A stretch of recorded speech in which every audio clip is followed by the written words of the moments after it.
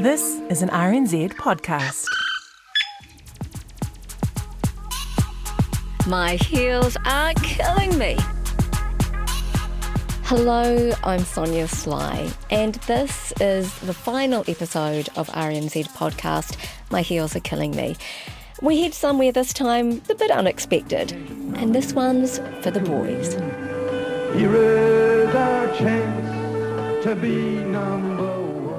Undies, boxers, briefs, scrubs, budgie smugglers, drawers, shorts, underpants, deepins, underdrawers, unmentionable, johns, jocks. Names for men's underwear. Now we're going to be exploring an iconic garment that has become something of an institution for men in New Zealand. So I headed to Te Papa to get the lowdown on our brief history. New Zealand was one of the first places in the world that was allowed the Jockey licence. And this is curator Stephanie Gibson. So Lane, Walker, Rudkin and Christchurch The manufacturer behind the sportswear label Canterbury. got one of the first 4 licences beyond the USA to make the Y-front in 1940 and helped outfit New Zealand soldiers for their overseas service during the war. So this poster is saying you need to look smart and you need to be comfortable under your uniform. Choose Jockeys. Now, Jockey was introduced to the US in 1935, and 5 years later, the brand arrived on our shores. And a lot of soldiers would have worn this type of underwear, singlet, and the short type Jockeys. How do you think it changed their lifestyle? And Men immediately liked them. They were comfortable and supportive and easy to wear. And you could have multiples of them because they weren't expensive. So it just would have been revolutionary. And ever since, it's been a brand known and loved throughout the generations, as illustrated in this old Jockey's ad. Jockey juniors are for me. Hey ho, pull 'em on 1, 2, 3. Jockey juniors are for me. And so now people think that Jockeys are a New Zealand brand, but they're not. They're American. It's just that New Zealanders loved them straight away from 1940, and that's a long time to love a product. But it was the creation of the original Y-front that changed things for men.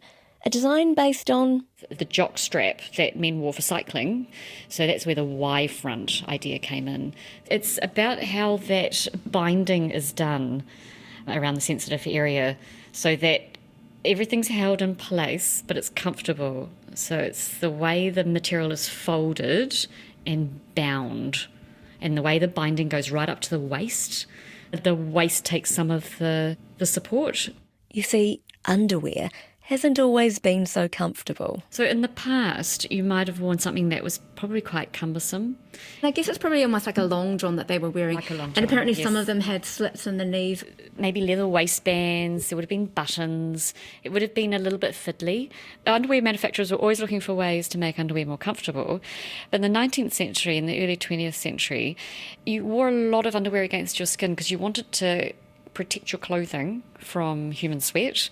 So people tended to wash their underwear more than they washed their outerwear. So you tended to cover up underneath.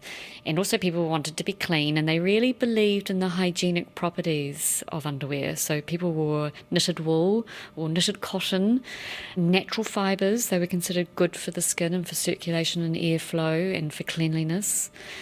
So you were very well covered. So you often wore down to your knees or down to your ankles.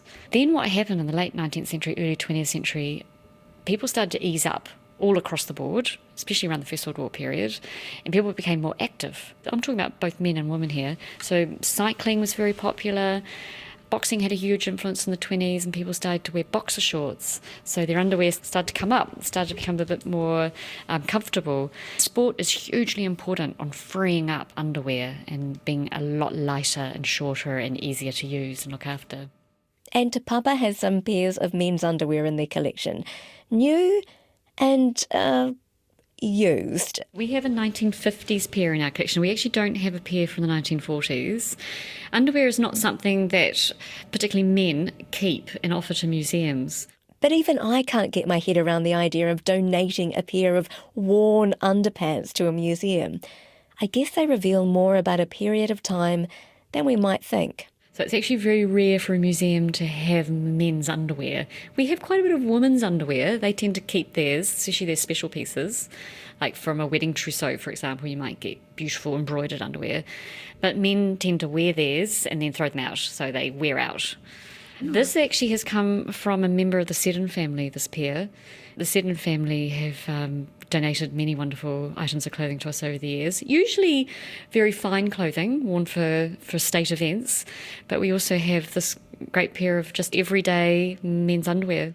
There are also some brand spanking new underpants still in the original packaging, with the price tag on, no less. Y-front underwear, 100% cotton, and these ones were bought on sale for $7.99, reduced from $8.80. So cheap, and not to mention some very loud briefs. We got a whole lot of pristine packaged underwear from the 1970s from a Lower Hutt woman, and she had lovingly looked after them. They'd never been used, and she gave them to us a few years ago. And we've kept them in the packets because the advertising, the packaging itself is interesting. And the names of the products, like hole-proof underpants here called Underdax.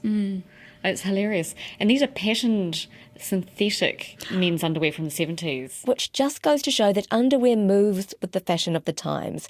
The 70s was about easy wash and wear garments that were loud and proud and didn't need ironing. And in the 70s, they started using synthetic fibres, which upset people because they thought that wasn't very healthy to wear nylon against your skin. But because people by the 70s are washing every day and it hasn't been so much of a concern. But in the 19th century, you might wear your underwear for a few days. So people felt that you really needed to have a natural fibre against your skin. So they're pushing the boundary. You know, they're trying to sort of break people's dependence or habits of buying white underwear, white cotton underwear. In the 70s, you started to have a lot more colour and pattern come into men's underwear. And Stephanie thinks too that the role of underwear has shifted. Given that in this old Jockey's advert there are guys milling around a locker room in their undies, maybe she's right. On their line, with the game nearly gone. A gap opened up and who slipped Big John? People are getting so much more used to showing their bodies. You know, the whole health and fitness movement, particularly in the 80s, where you shape your body, you shape it through exercise and diet. It's up to you to make your body look great. You don't have to hide it anymore or shape it anymore with undergarments. And that's the world we live in now. I hit the streets to see how important underwear is in men's lives. I mean, do they even care what they're wearing beneath their clothes? Very important. I suppose very, because it's an underlayer. Boxers or briefs? Briefs. Chafing, bad thing. I don't wear budgie smugglers for that exact reason. I normally turn my undies inside out because they've got stitch in that rub you on the inside, so it's more one piece. Do you go for any particular brand? Nah, just whatever's cheap. So you're a tried and true Y-front fan? Yeah, for all my years, yes. Even from as a boy? Yes. Yeah, boxer shorts. Fitted, yep. Bonds ones, actually. Jockeys, I wear jockeys, yep. They're just a little bit more expensive. If someone buys them for me, I wear them. Oh, right. So it's a bit of a treat. Jockeys are a treat? Yeah, the best. And Jockey has always been about form as much as function. From an innovation point of view, I think Jockey has got its strength and its brand reputation. And this is William Radford. He's based out in Melbourne and looks after the marketing side of the Jockey's brand. It's sort of where it's all started, and innovation is still something that we continue to deliver. We develop products every 6 months to launch to market, which is continually evolving. And that innovation branches right out across the advertising, designed for maximum impact. Jockey used advanced scanning technology to develop Jockey 3D innovation. What kind of innovation are we talking about here? Like use of fabrication or design technology? So it can come from the way that a product fits the body, so the way that we cut the fabric, the way that we sew the fabric together. The main thing around men's underwear is they want it to be comfort, and that's the main driver for men, and when they buy underwear is all about comfort. So making sure that it's not going to ride up their legs, it's not going to dig in, and all of the technology associated with that and the way we develop the fabrics and elastics and all of those bits and pieces are key to what is delivered in technology. We also develop and source a whole lot of new fabrics that improve moisture management and controlling of, supporting certain areas in the body which need support more than others. So anything we can do from an innovation and product point of view is really strong. Now, rap music and skateboarding gave rise to the low-rider baggy jeans where showing the waistband of your boxers or briefs became a bit of a fashion statement or accessory in the 90s. And designer brands like Calvin Klein latched onto the craze with an underwear line of their own. And back home, All Blacks player Dan Carter even stopped traffic back in 2004 when he first appeared on a billboard. Might have thought Dan Carter was our undie ambassador, but soon we'll have to share him. From London to Latvia, the All Black will be the global face for Jockey. In terms of aligning ourselves to high-performance sports athletes has been a really key driver for us, and we've done that as long as I can remember back. As we align to those athletes and their activities and also their personalities and how they bring their brand to life and connect with the brand is really important, delivering an authentic message. And we continue to do that today with the All Blacks. What I find really interesting about the way that men's underwear is advertised in contrast to women's is that today socially there's a movement towards body positivity, but I've yet to see a men's underwear advert with, I don't know, like a guy with a bare belly or someone that's not quite in shape. Historically, women have been the main purchasers of underwear for the men in their lives. Is advertising targeting the men or the women here? Yeah, it's a really good question. And I think this is probably somewhere where the market's changed significantly from a marketing, how we communicate our brand to consumers. So we have run and campaigns called Real Men, where we do feature real bodies, real people, alongside our athletes. So to make sure we are benefiting and talking to the brand in both ways and finding ambassadors and personalities that people idolise, as well as connecting to consumers through real life is really important. Probably from a who's buying the product, we've always had the belief, and probably more from an anecdotal point of view, that men are a little bit lazy and don't want to go out and do their shopping. And from a past research, I've seen that more females have been purchasing underwear. However, that has significantly changed in the last sort of 5 years.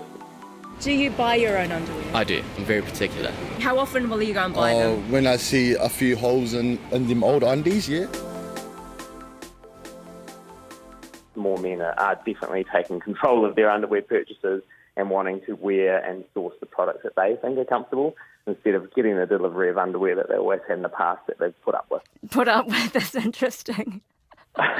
So, we see around 80% of purchases are actually driven by men these days, which is a massive change in terms of how we've got to communicate the brand's product features and benefits. So what are some of the features, for instance, that you might get in across two different types of Jockey underwear? We've got a performance range, a sports and active range, which products where it's got, moisture wicking in the fabric, moisture wicking in the elastics. You're not going to hold body sweat when you're doing high performance exercise. It won't ride up because it's got elastic around the legs. All of those things make it comfortable for the environment that you're wearing it in. Versus we do a range which we call our international collection, where these are really fine, lightweight fabrics to be worn under suits and tight pants and that sort of thing, where they're not going to be chunky and ride up and cause irritation. We go into sleepwear, we go into those ranges too, which are specific for those purposes. My next question felt kind of obvious to me as a woman. Do you think guys want to feel sexy in their underwear as well? They want to feel like they're confident and fashionable in their underwear. I think sexy is probably not the right terms in terms of what they want to do. Comfort's the main driver of the purchase and far outweighs any main driver from a consumer, but men are wanting to be more and more fashionable in terms of their purchasing, so we need to tap into that from how we deliver our seasonal product ranges and colourways in our product. Well, I wasn't sure if I was really buying into that argument, so I had to put the question back to the boys. Do you want to feel sexy in your underwear?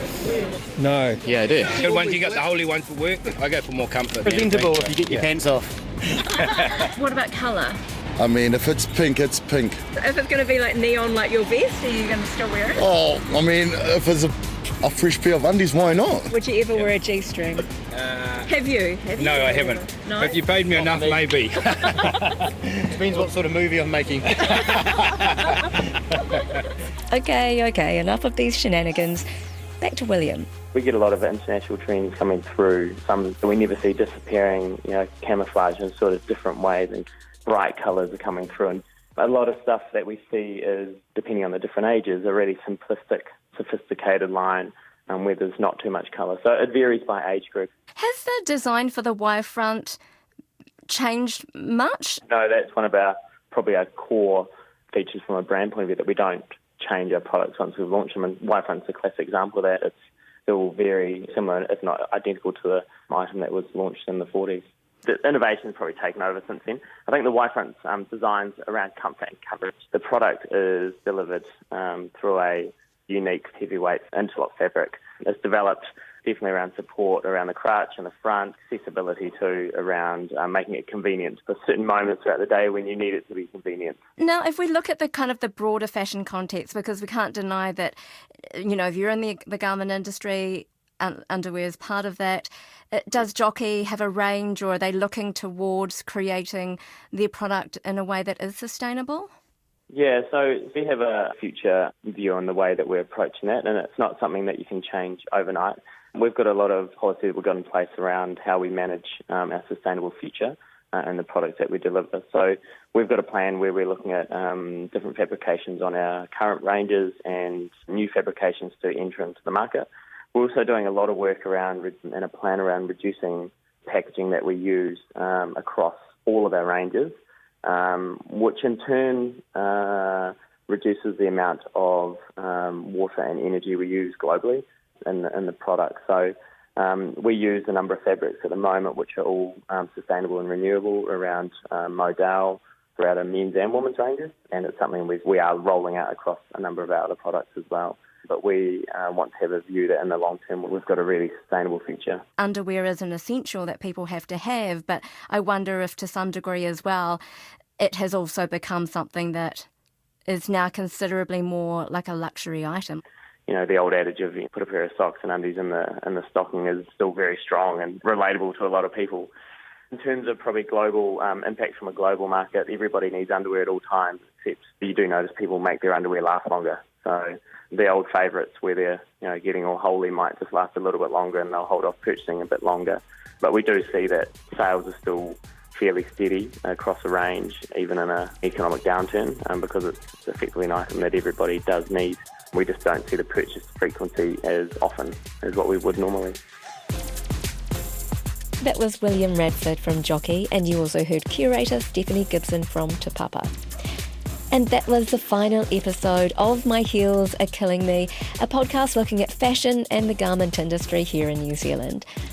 Thank you for those who have followed the podcast. If you'd like to go through the back catalogue of interviews and stories from Heels, head to rnz.co.nz or to Apple Podcast, Podbean, Stitcher, Radio Public, or wherever you get your podcasts.